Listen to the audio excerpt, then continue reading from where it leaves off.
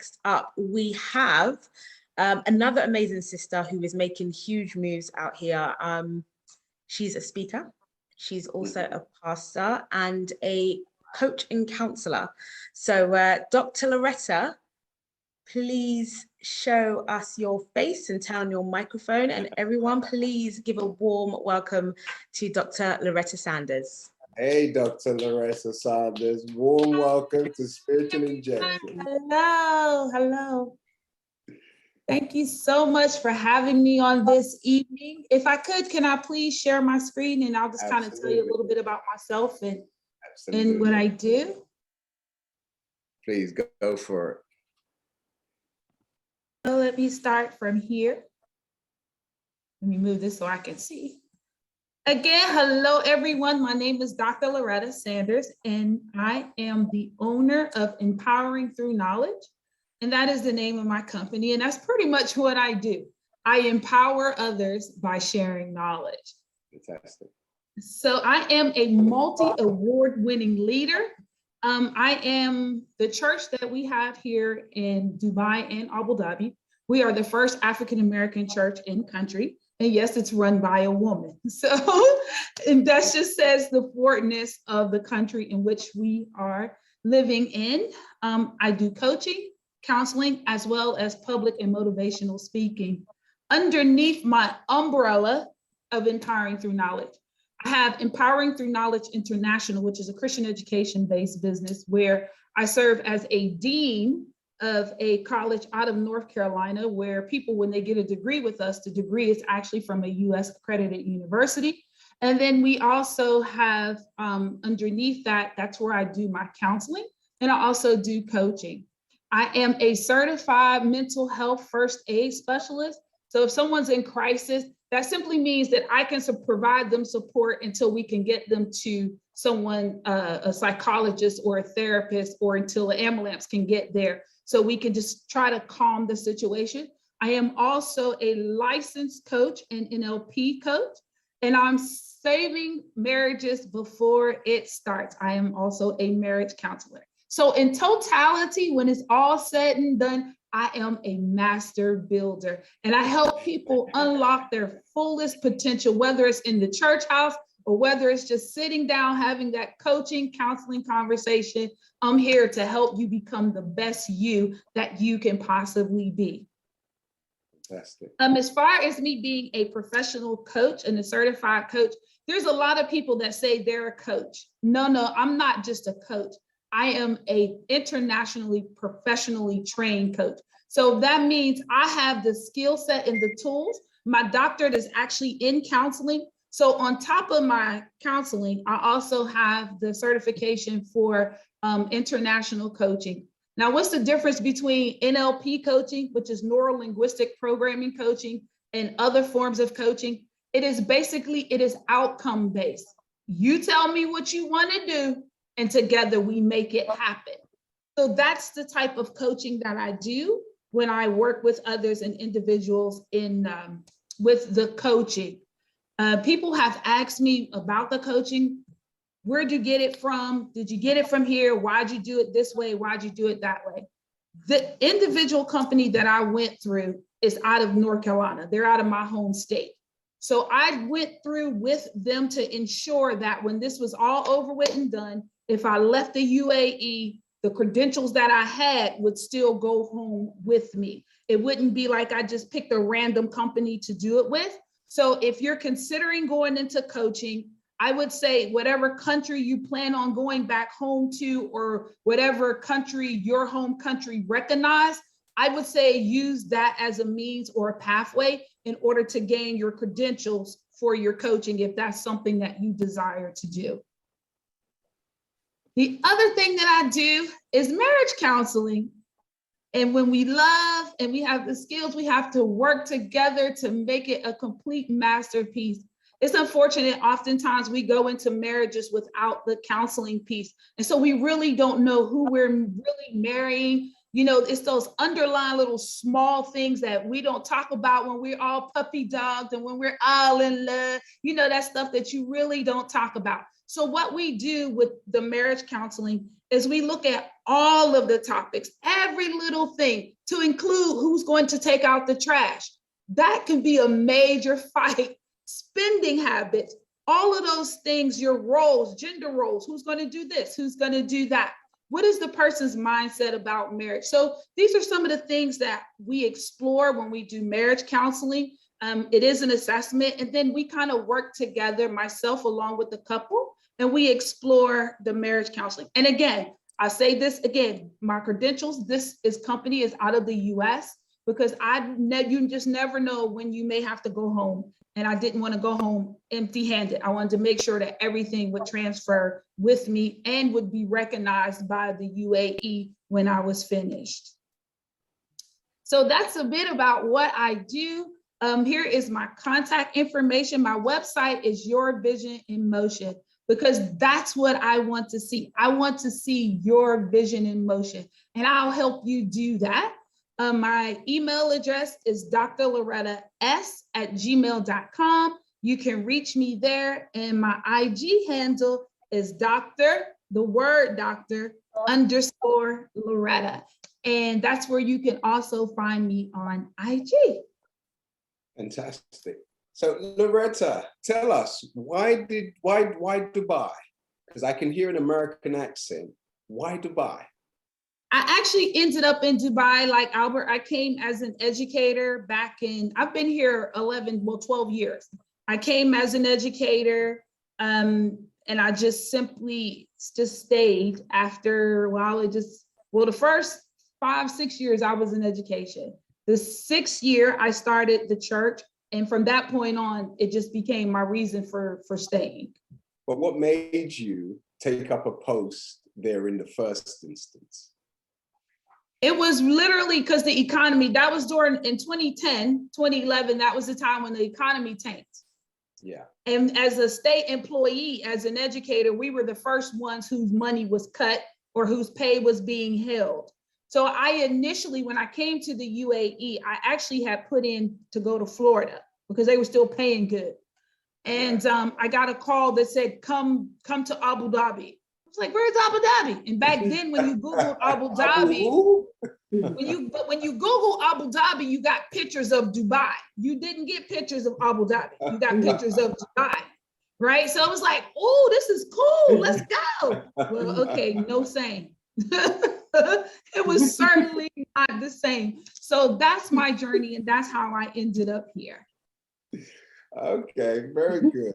So by way of morphing your presence into starting a church, tell us a little bit about that. So actually, the way the church started was basically, I filled the gap. I felt the need. There's two extremes. That you have the African church, which we love, but we all know when a pastor get happy, boy, he getting his accent and he gone. He's gone. So we have that side, and then we have the other side where we have the evangelicals, the Anglicans, the Greek Orthodox. We have the opposite side. And as you know, the African-American church kind of falls in the middle of those two. Right. So Loving Grace was just started just basically out of the desire to have a place to worship that was familiar like. Right, so you got lost in translation, right? Yes, so that's pretty much what happened, how the church came about. And the coaching and counseling came about basically because as an educational leader, I was in education for 23 years. And I served by specialty. I am a curriculum and instructional specialist. I am a instructional leader. Right. So in doing as such, I have to be able to coach and counsel teachers, staff members in order to accomplish what I needed to accomplish or what I needed to have done. Because when I come in, it's all about change, and change is not typically easy. So my experience in that allowed the transition to go to coaching and counseling relatively smooth because I've been doing it over the last 20 years. Fantastic. So how do the locals perceive and receive, you know, a church, you know, being established in a predominantly Muslim country? Believe it or not, we have not received any resistance from the locals. We follow their rules, their procedures, and that's it. The resistance have not been from the locals. So there's been, you know, as long as you're being respectful, you don't talk about those topics that you know that would get us all in trouble. You know, as long as as long as we're respecting, you know, we're respecting their religion, we're respecting everything about their country, we have not received any resistance from the locals. If you tell me this, have you attracted any locals? No, we have not, in a sense, no. And I'm not sure that's, again, that's not Loving Grace. That's not even the dynamics and the setup of Loving Grace. So for my people, what I teach and I train my people is that for some people, you'll be the only Jesus that people see. Right. So act like it. Right. Fantastic. I don't have to tote my Bible. I don't have to quote scriptures. I don't have to, but as long as I'm living a life and I'm carrying a light that when I walk into a room, people automatically know there's something different about you. So that's what I teach and train my people, and that's what I try to do myself. Very good. So tell me, what's the plans afoot for maybe starting a school for our, you know, our babies who are now being born in the UAE and families who are coming over that way? Isn't it a natural then progression for us to have an educational center? There's plenty of schools here. There's a overflow of an abundance of schools. And there are actually schools where many of us are serving as leaders in those schools in various capacities. You just have to kind of do your due diligence to find the proper school that will fit for your children, because they're not all the same. So you would just have to actually go through and look and see. But as far as me, as Loretta, as an individual, yeah, I believe I've checked that box and politely slid away. I've politely stepped down and I've passed it on to those who are still currently there. Every now and then I'll do some teacher training because that's my background. But as far as running a school and being part of that, I've kind of tipped my hat, you know, and crossed over to the counseling and the coaching. So tell me, because I have some teachers on the line who may want to sample, you know, sort of weaning onto the UAE through their profession. And what would you advise those who are, you know, very professional in the teaching industry? How can they segue comfortably into the UAE? What would you recommend? First thing I would recommend is that even before you leave home and come here, that all of your degrees are attested. Every degree.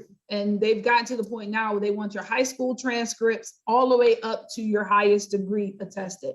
Even for me as an American who's graduated over 20 something plus years, 30, maybe 40.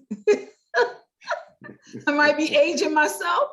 Yeah, I had to get my high school transcripts attested, plus all 4 of my degrees had to be attested from the US. So I would say before you even come, have that paperwork in hand, because that's going to put you ahead of the pack at first.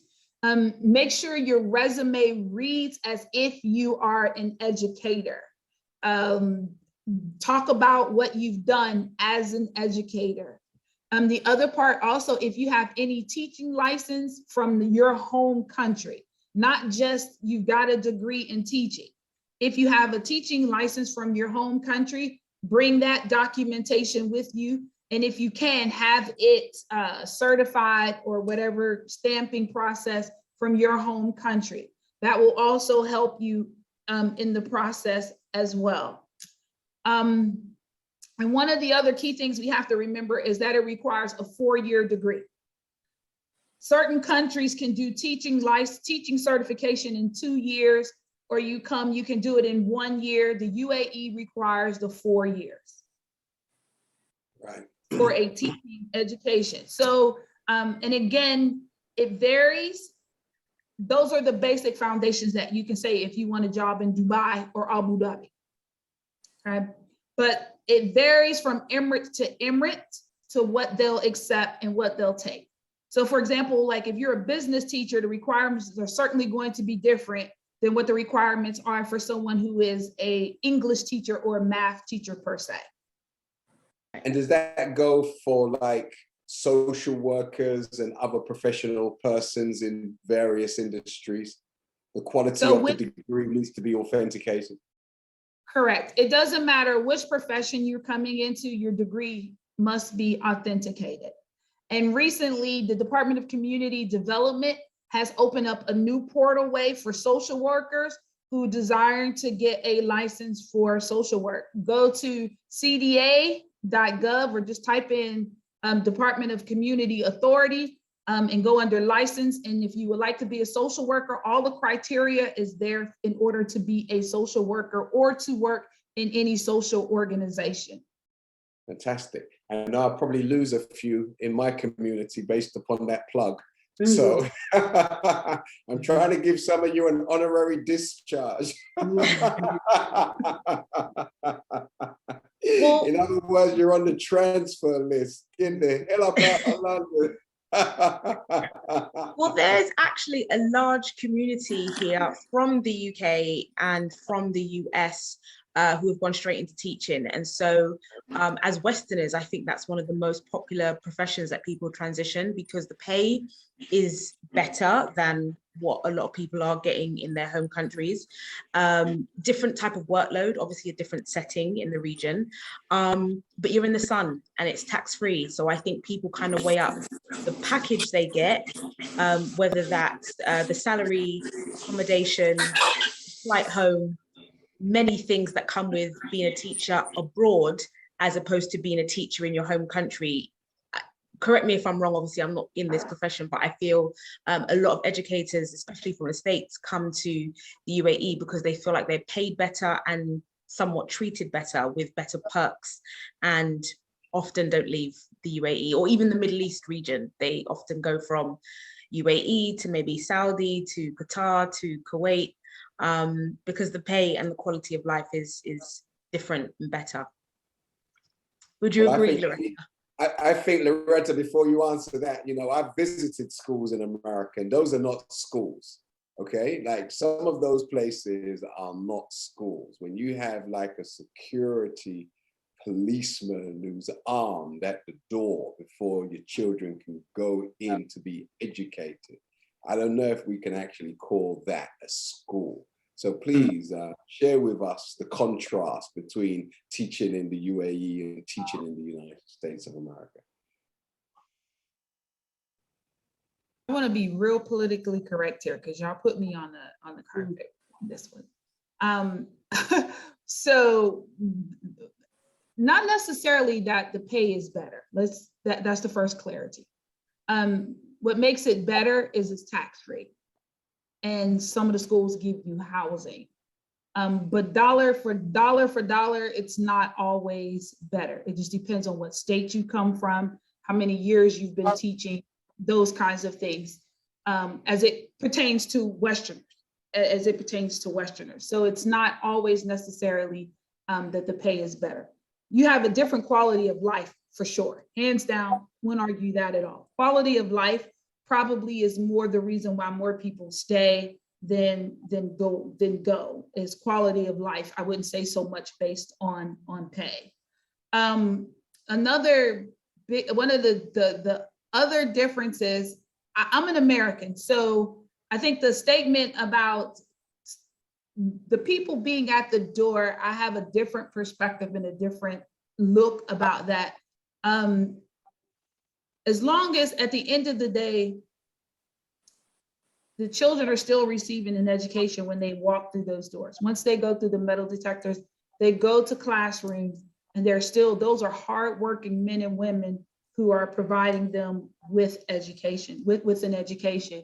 And so I would dare not say that those are not schools, because the kids are getting schools. Now, is it the ideal situation? Probably not. And it's not one that any parent would want their child to go into. But I would not take away from the men and women who are working diligently behind those metal detectors to do the best they can with the children that they are receiving. And so that would be the difference between the UAE schools and the pay and the living allowance thing versus per se in the US and for where we sit. So we thank you for that answer, Dr. Congresswoman Loretta Sanders. We really appreciate such. So the next time I come to your city, now that was fantastic. But we look forward, when I come, I look forward to coming to your place of worship. And as you can tell, we will welcome you. You can tell I need some counseling, right? So I'm going to For you and anyone else on the call, you are absolutely welcome to give me a call, and we will work through it. We will get you there. We will do our best to get you there. Fantastic. So spiritual injection, please show your love and appreciation for Dr.